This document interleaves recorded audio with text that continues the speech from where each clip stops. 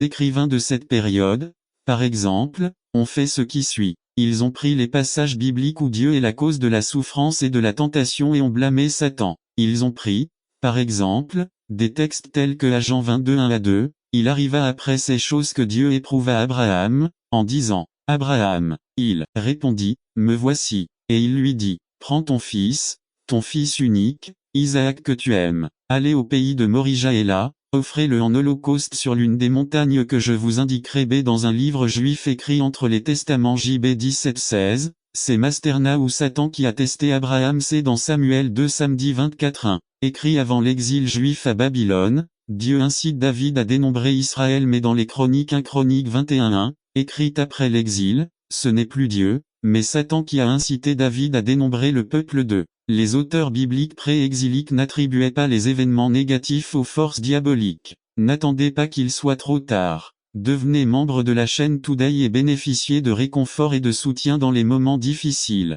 Cliquez sur le lien dans la description de la vidéo. Mardi 9 avril 2024 page 2, le bien et le mal, tout a été créé par Dieu. 3. Lorsque des calamités survenaient ou que leur terre était bénie, la source était toujours la même, Dieu. Mais après l'exil, le peuple de Dieu a développé une nouvelle perspective. 4. Les écrivains juifs de la période post-exilique ont reconnu que leur exil était une conséquence de leur idolâtrie et que la tentation d'oublier Dieu n'était pas parce que Dieu avait provoqué l'exil, mais parce qu'ils furent les premiers à abandonner Dieu. B. James, comme ces écrivains post-exiliques, dissocie Dieu de l'auteur de la tentation. Au contraire, pour chaque tentation, il fournit une issue. 1 Corinthiens 10-13. Aucune tentation ne vous a frappé, si ce n'est celle qui est commune à l'homme. Mais Dieu est fidèle, il ne vous laissera pas tenter au-delà de ce que vous pouvez supporter, mais il vous fournira également un moyen d'échapper à la tentation, afin que vous puissiez y résister. 2. Il est intéressant de noter que Jacques ne blâme pas non plus le diable. Que fais-tu? Il le met directement au pied de l'individu. 1-14. Mais chacun est tenté lorsqu'il est emporté et séduit par son propre désir. 3. En rejetant tout le blâme sur la personne, Jacques suit la voie rabbinique conventionnelle selon laquelle lorsqu'une personne pêche, ce n'est ni Dieu ni Satan, mais l'inclination pécheresse, le mauvais instinct avec lequel chaque enfant d'Adam naît plus tard de la chute, la soi-disant Yetzer Hara. 4. Paul dans Romains fait référence à cet aspect lorsqu'il dit dans Romains 7-15 car je ne comprends pas ce que je fais, parce que je ne pratique pas ce que je veux. Au contraire, ce que je déteste, c'est ce que je fais. 16 Et puisque je fais ce que je ne veux pas, je reconnais que la loi est bonne. 17 Ce n'est donc plus moi qui le fais, mais le péché qui habite en moi. 18 Je sais qu'en moi, c'est à dire dans ma chair, il n'y a rien de bon, parce que vouloir le bien est en moi, mais ne pas le faire. 19 Parce que je ne fais pas le bien que je veux mais au contraire, le mal que je ne veux pas, c'est celui que je pratique. 5. Le coupable de la tentation,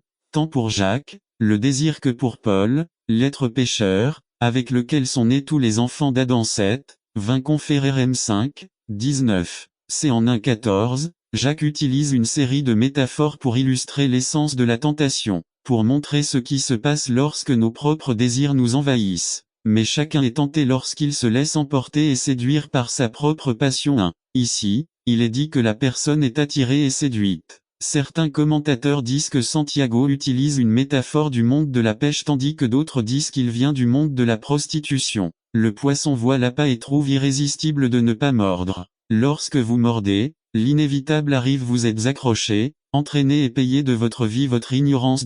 Mais contrairement au poisson, Santiago dit que les humains ne le font pas par ignorance, mais à cause de leurs propres impulsions ou désirs. L'être humain connaît les conséquences de la tentation, mais lorsqu'il se laisse emporter par la tentation, lorsqu'il se met dans la zone de danger, il est presque impossible que l'appât ne le séduise pas et ne l'accroche pas. C'est déjà tombé. 3. Qu'il s'agisse d'un poisson ou d'un individu séduit par une femme étrange, les résultats sont toujours les mêmes. Dans les deux cas c'est free. 4. Jacques prive ceux qui cèdent à la tentation de toute excuse pour vouloir blâmer quelqu'un. La cause réside en soi. La culpabilité d'être attrapé, la séduction et d'être emporté, tout est question de n'attendez pas qu'il soit trop tard. Devenez membre de la chaîne 71D avant d'être humilié, je m'égarais. Mais maintenant, je tiens ta parole. Psaume 119-67 C'est application 1. Ainsi, la prière ne consiste pas à accomplir un rite religieux totalement extérieur. Ce n'est pas pour éviter la honte publique que nous ne prions pas. Il ne s'agit pas d'impressionner nous-mêmes ou les autres, ce n'est pas non plus un moyen de mesurer votre supériorité sur les autres.